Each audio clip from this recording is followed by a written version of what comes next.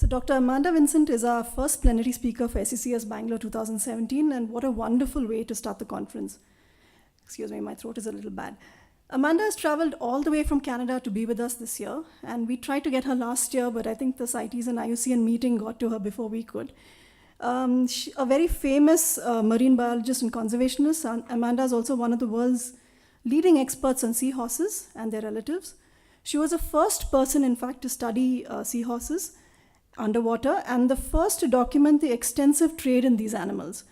And as a result, she started Project Seahorse. Amanda, sorry, I can't see you, but yeah. Amanda is currently professor at the Institute for Oceans and Fisheries at the University of British Columbia.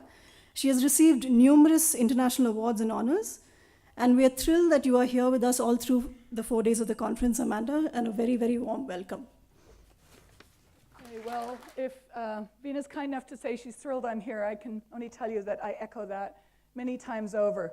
One of my absolutely favorite chances is to speak with a bunch of eager, excited students. So this is really wonderful. And already the opening comments had me dancing in my chair because I refuse to apologize for passion, commitment, and I insist on the limitations of science as we take our knowledge forward. So thank you to my colleagues for opening with such very useful remarks. And also thank you enormously to Shrikant and Arsha, who've put up with real challenges in getting me here. So I've welcomed the opportunity. Your visa process is quite special. And I know ours is the same for you before you tell me that. So well aware of that. Okay, so let's plunge in here. My career from the beginning, and I hope yours, is driven by an absolute commitment to our natural world, to the species and spaces that make us whole. And that is something we should embrace and talk about with fervor and passion, because after all, conservation is at heart a moral science. If your commitment is not passionate, devoted, and long-term visionary, then perhaps make your career in pure ecology or pure genetics or many of the other scientific fields that are worthy and valuable. If you purport to be working in conservation, you have a commitment to live that, breathe that, and care about that with all your heart, and unabashedly to proclaim that while anchoring yourself in knowledge. That's what defines our capacity to make change. So I want you to really understand that scholarly activity has many dimensions. Scholarly activity is really about the capacity to think in a rigorous fashion and to know our limitations, to acknowledge those limitations, but then to use the information we do have to go forward. And if there's a phrase I most hate, it's we need more data. We need more information. Of course. But we have to go forward with what we have because we've already got a changing world around us that will not wait for certainty. And my friends, there is no such thing as perfect advice. There is imperfect advice or none at all. And I'm ashamed to say that many of our community default to none at all for fear of getting it wrong. You will get it wrong. As long as you're batting average, as long as you get more than 50% right, go for it. We've got to be moving forward. As we do go forward, however, keep in mind that there's no straight line trajectory from here to the solution. And my reference to trade winds refers to the fact that when sailing boats of yore had to find their way around the world, they would often go well out of their way in a zigzag line to make their way across the ocean, taking advantage of prevailing winds. And that's too what we must do often. We cannot head for a dead straight line and assume that the waters will part and we will find our way to our destination. Instead, we take advantage of opportunities in a very strange, meandering fashion sometimes to try to get to a point that is better than where we are now without even expecting or anticipating perfection. So I'm going to tell you about a voyage. I'm going to tell you about a trip that my team has been on in trying to actually make change. Okay, so as I was saying, and it's just proven, that although I'm going to talk about this voyage in the singular, I, that's just a way of expressing the story. Because of fact, I have a huge, wonderful set of colleagues and team around me, people who can sort out anything that comes along. So this is a story of a team at work, of course. And our Project Seahorse team has done a lot of effective work. We're a tiny group of people, but we've been able to find places to stand as we use our levers that can make really effective change. And I'm going to tell you the story of some of that change over this time. I'm going to be whizzing through a number of elements of our work, but I'm going to focus on and settle on the story of CITES as we go along, which is a convention that regulates global trade in wildlife. So let's look at that in detail. So I started off on this voyage as an ecologist, as a behavioral ecologist, desperately interested in animals and their behavior. And I was also interested in the evolution of sex differences. Well, many of you will know that only the male gets pregnant in seahorses. That gives us an opportunity to really explore what it means to be male and what it means to be female. And I enjoyed many, many hours underwater devotedly and excitedly watching these animals. And we watched them in the seagrass beds, and we watched them in the mangroves, and we watched them in the coral reefs, and we watched them really everywhere in the world, about the 41 species of seahorses that are globally distributed. And it was a remarkable, heartwarming, very special odyssey. But then suddenly, into this bucolic, happy existence came trawlers, bottom trawlers, fishing gear, extraction, habitat loss, climate change, all those myriad challenges that impose themselves on your conscience if you care at all about the wild species and spaces. And it became unconscionable to me to continue to devote my existence to just watching the animals. I wanted to do much more with that, while unapologetically still caring very much about the organisms themselves. So trawling is a story that we will come back to at a later stage, in that it extracts a tremendous amount of ocean life in an indiscriminate way, causing untold damage. And we will come back to that story. But I'm going to start this story with exploitation by small-scale subsistence-dependent fishers, because the targeted fishing for seahorses is by some of the poorest people in the world, who have some of the fewest options in the world, who have some of the greatest needs in the world. And that is something we have to take into account. It is not just a matter of science, of course, as we try to solve problems. And that message is rather more necessary in the West than I think in a room of people in India, that there is an interdependency that must be observed and respected. So quite a number of seahorses were fished directly, and we decided to start there. They're fished in an area of the Philippines where we spent extensive amounts of time, where communities look like this: no sewage, no running water, a few educational opportunities, really nothing to do other than fishing and a bit of trading, and really tremendous abject poverty. And our work was taking place in one of the greatest areas of marine biodiversity, but also one of the greatest areas of marine depletion. So we had to actually throw ourselves into a multifaceted approach, as is almost always the case in conservation. So we set up a working group to try to figure out how we would go forward to solve the problem of overexploitation, gross depletion in a context of human need. And out of that work came, and we consulted national authorities and global authorities and technical exports and importers and exporters and subsistence fishers in myriad versions that we've written up. And out of that came a commitment to two main conservation endeavors. One of them was protected areas, and the other was minimum size limits, the smallest animals that you could extract. Now, neither of those is necessarily technically the best response, biologically, analytically the best response, but they were the best compromise between the ideal and the art of the feasible. So we threw ourselves in to actually getting going with protected areas.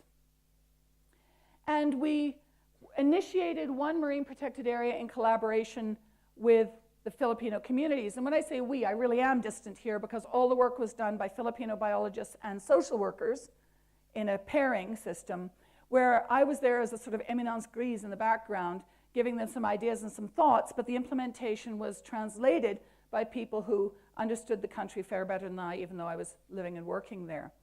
So we set up marine protected areas, and initially there was one, and then the excitement and enthusiasm about the response to that protected area was so great that we soon had 35 no-take zones fully implemented in a community-based management. And there were many aspects associated with that, so we set up livelihood projects, which is a whole nother discussion and full of challenges, and we set up scholarships for students, and we set up export relationships and so on. So we did a lot of community-based work, and what I like to think was as holistic and respectful as such things can be. And that was encouraging in a sort of very small scale. But the one thing about community-based work is it's very long, it's very intricate, it's very intense, and it's very difficult to multiply on a gross scale to handle really significant global problems. And there are real limitations to community-based work that we can talk about another time.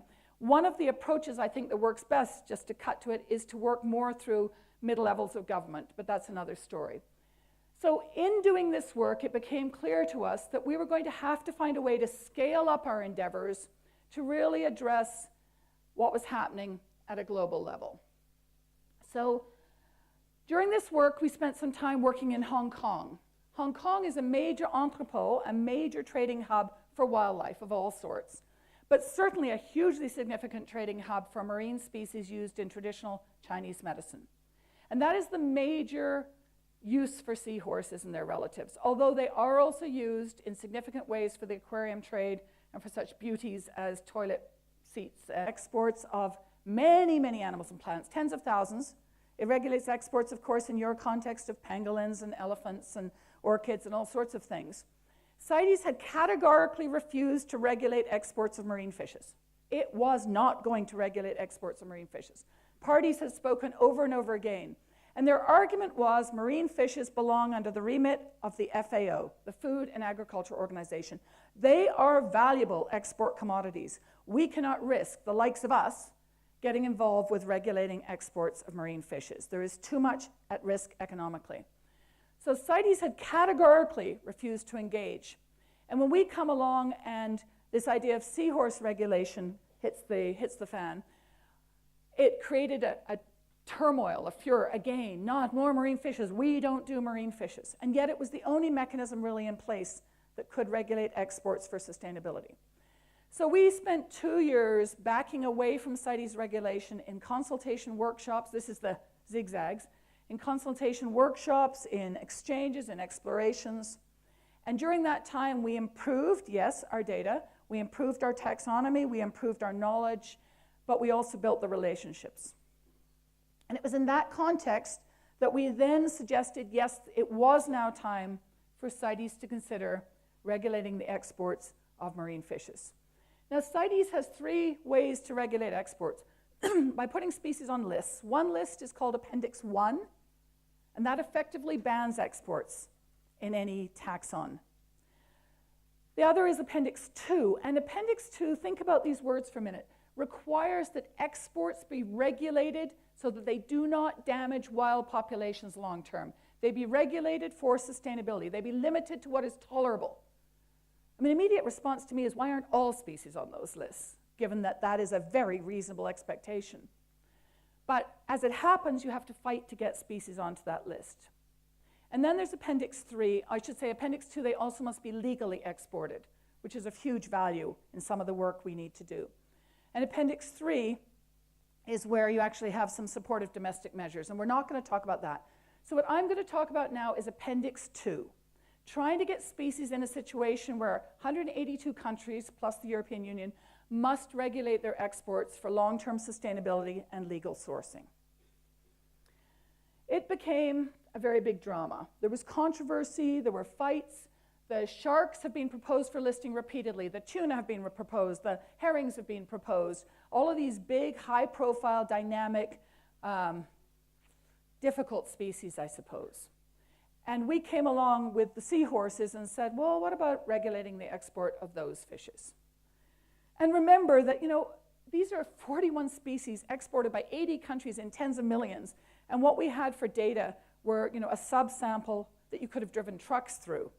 But when you think about it, the basic premise of the regulation was not ridiculous. And most species, we decided, belonged on IUCN Red List in some threatened category. So that was important in getting that assertion actually tested and placed. Now, nobody works in conservation as a single person. I mean, there may be a visible person in some cases, but it always requires collaboration. The more, the better. And you want to build a flotilla of colleagues around you who will help you move forward, because conservation is complex and tricky, and you need to have your own belief system challenged constantly as to how you go forward, particularly if you come from the West, my friends, because we have a habit of thinking that everybody reflects the same way that we do. So we built a flotilla of traffic, which is the Wildlife Trade Monitoring Agency, FAO, yes, the Food and Agriculture Organization that theoretically was argued to be responsible for this, got involved, WWF, IUCN, we've got the International Fund for Animal Welfare became strong allies, somewhat to my surprise. The US made the proposal that they should be listed. And we took that flotilla to Santiago, Chile, for the 12th meeting of the parties to CITES, the 182 countries of CITES. And as we went into that, it was tumultuous. There was an awful lot of anxiety, stress, and anger about the possibility of regulating any exports of marine fishes. This was very, very controversial.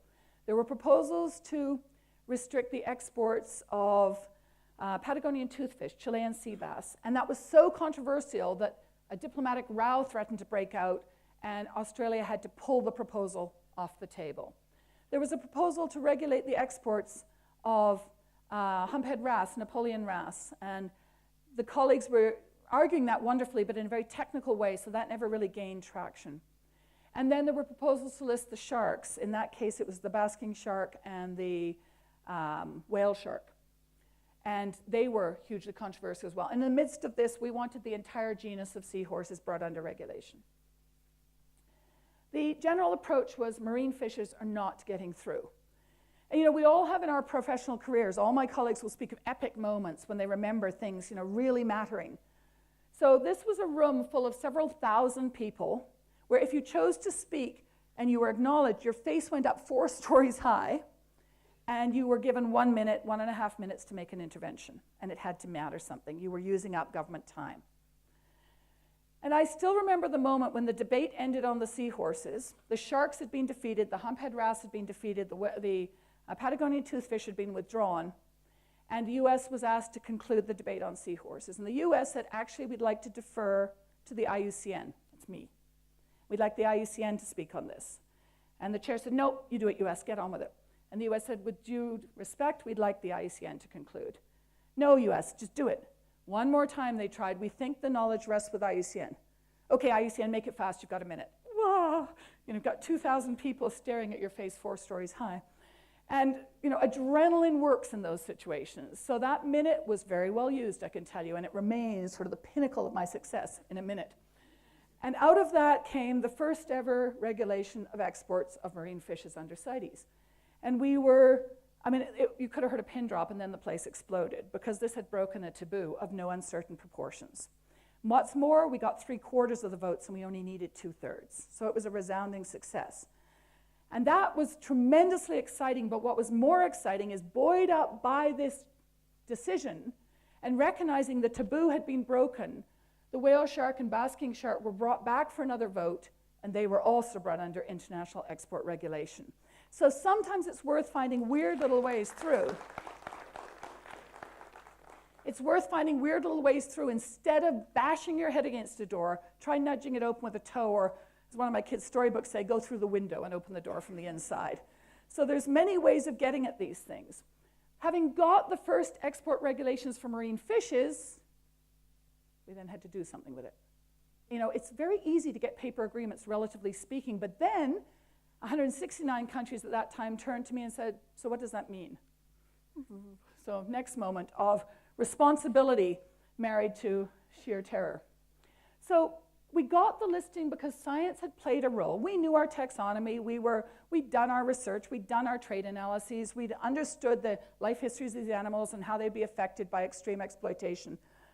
But we also had vast gaps in our knowledge. And the important thing is we were totally honest about those vast gaps. We said, we don't know this, but this measure will help us to develop a greater understanding. And policy work, my friends, usually proceeds by, we know a bit, let's put a policy measure in place. Oh, now we know more, okay, let's improve the policy measure. I know, why don't we discover a bit more? Let's totally change that policy measure. But we had asserted the right to regulate. So assert the right to regulate quickly, and then you can definitely modify through rules and regulations as you go forward. So we then had to try to figure out what to do next, because in our work, friends, there are 3 levels of achievement. One is outputs, and that's what you've probably heard a lot about. Write your papers, give your presentations, do your training seminars, I don't know, but things where you have total control over what happens. And outputs are very lovely, and they're probably the metric that you're encouraged to consider at this stage. But for me, it's the outcomes that matter more. What happens when you put those papers out there, give this talk? Are any of you going to listen to me and act on anything I'm saying? That's what I care about. I care about whether, as a result of my research, I get a new protected area, I get a new law. Whether, as a result of my research, a community feels empowered to take a different action. That's what matters, and that's outcomes, not outputs. And finally, of course, the holy grail for all of us is impacts.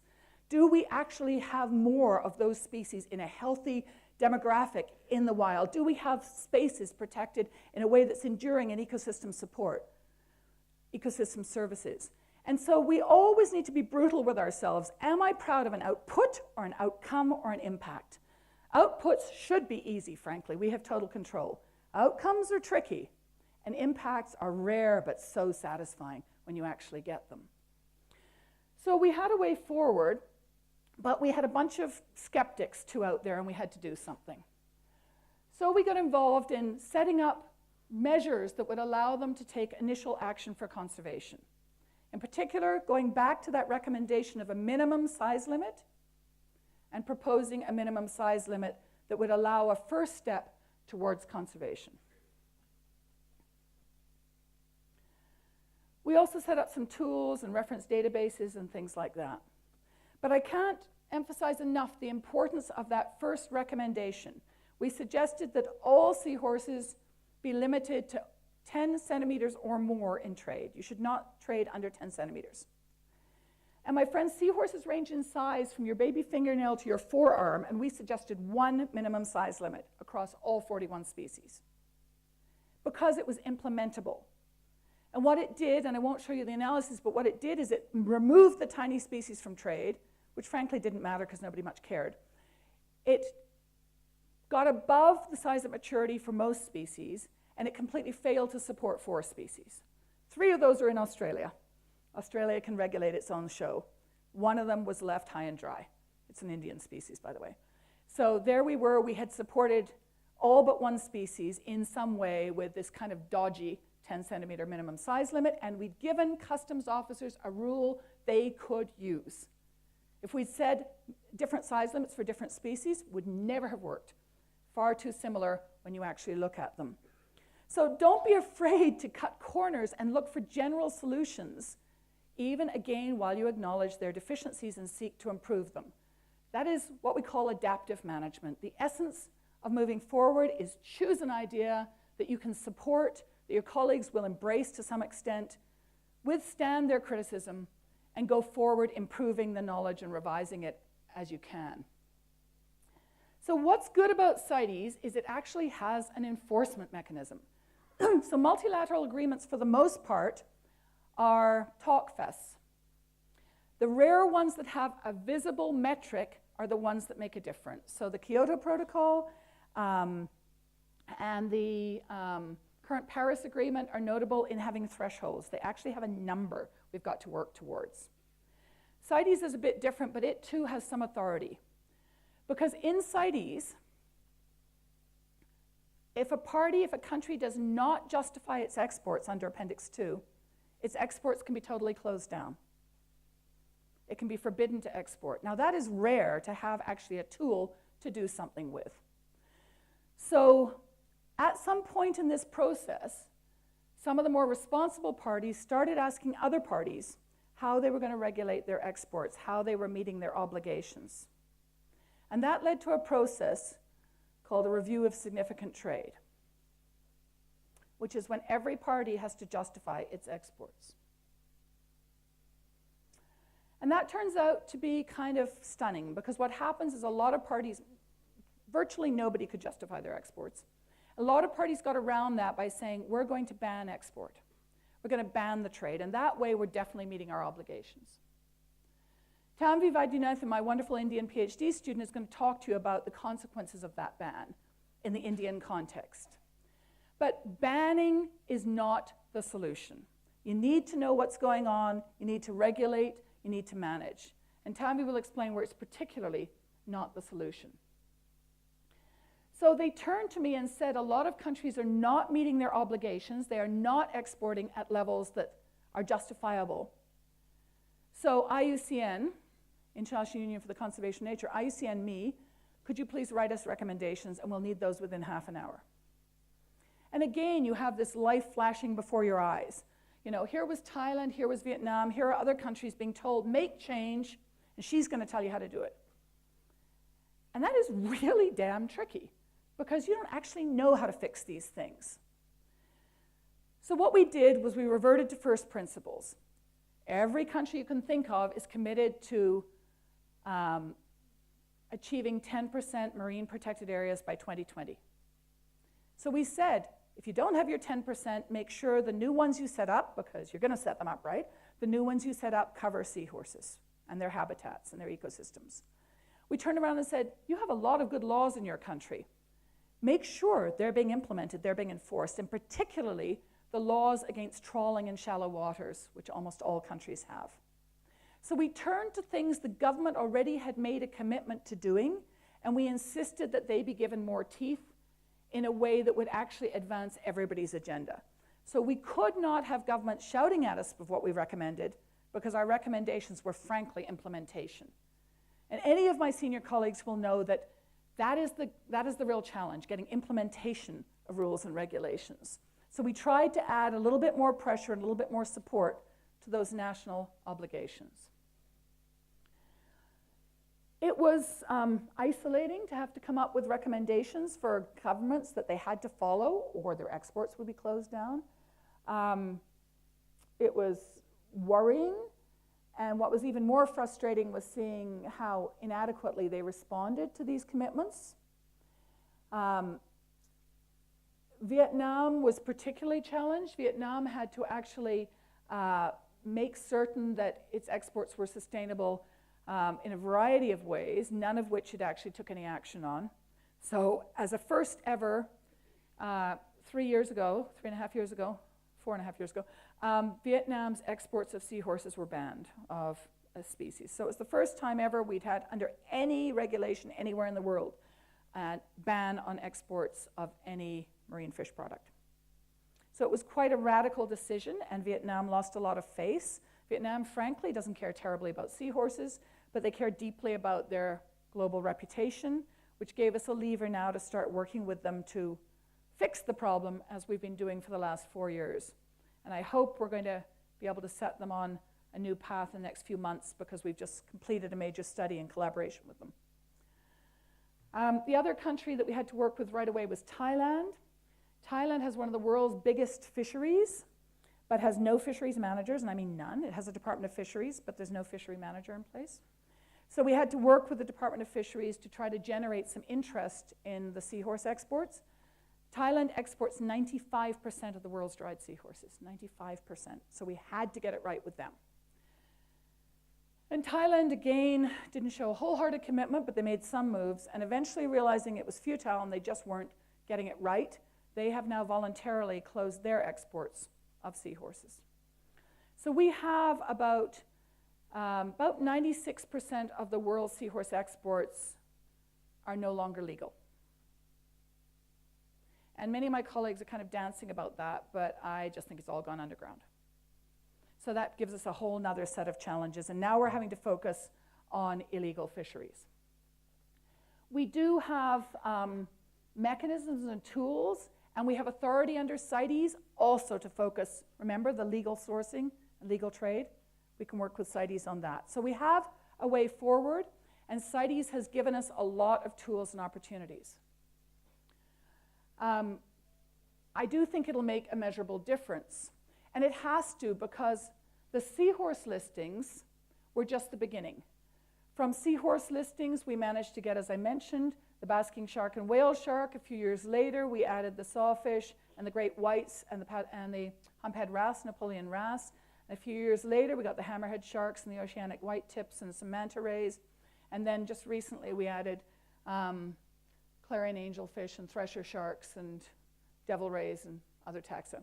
We now, as a result of quirky little seahorses, have a tool and an instrument that is beginning to really gain traction on forcing fisheries to be regarded as wildlife trade.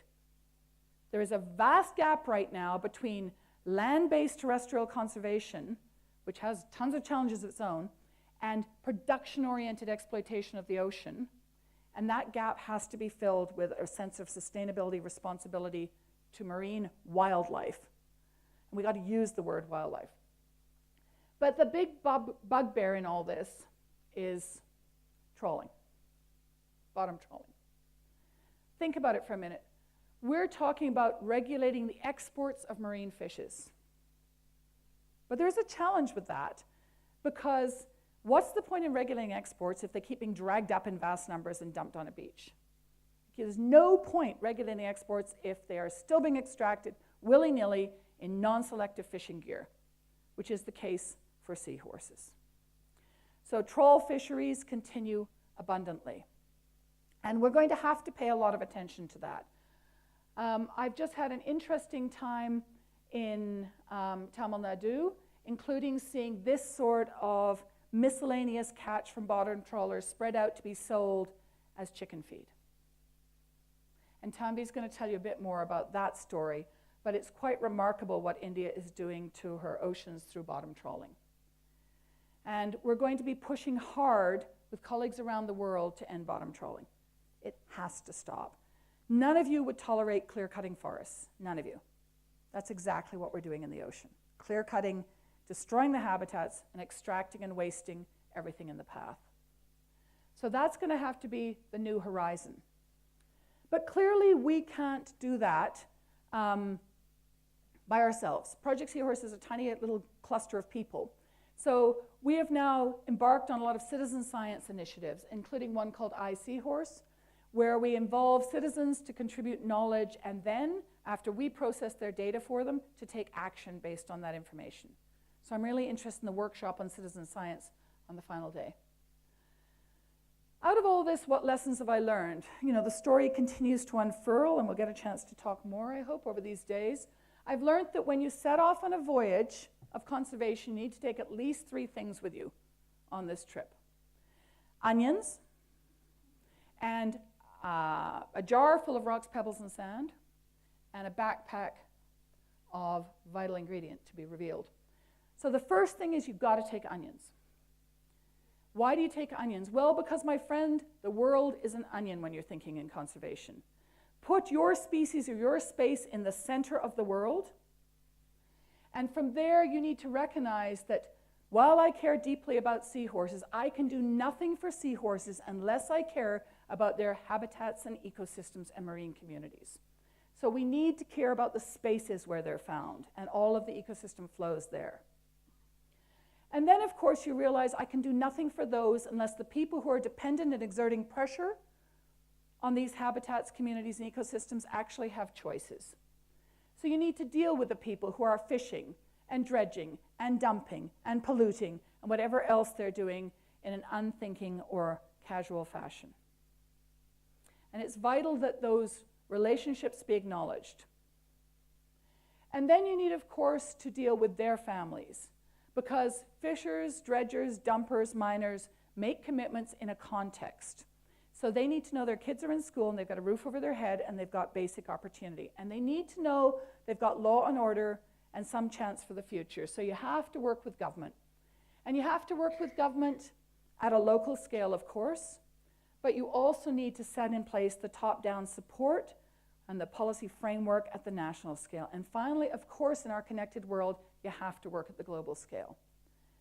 And if you don't get it right, you've got these concentric rings of pressure just bearing down on your species in the center of the world. So you have to work at all those levels. But, of course, this is a mindset more than a skill set.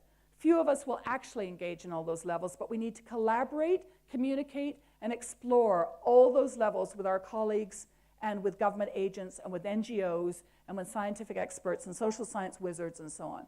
If you limit yourself to any one layer of that onion, your impact is grossly reduced.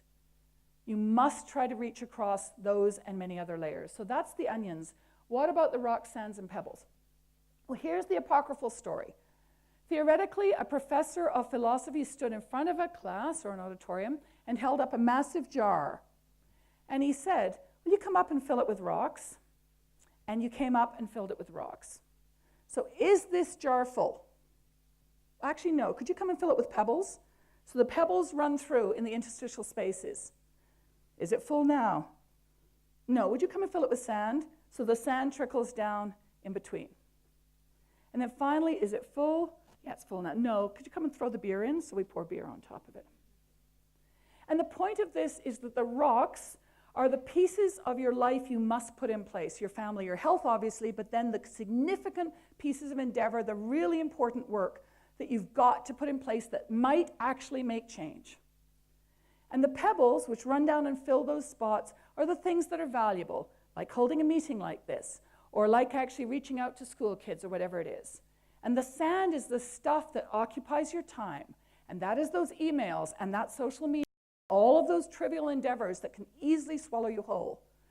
And why does this matter? Well, if you fill your jar with sand first, I guarantee there will be no room for pebbles and rocks.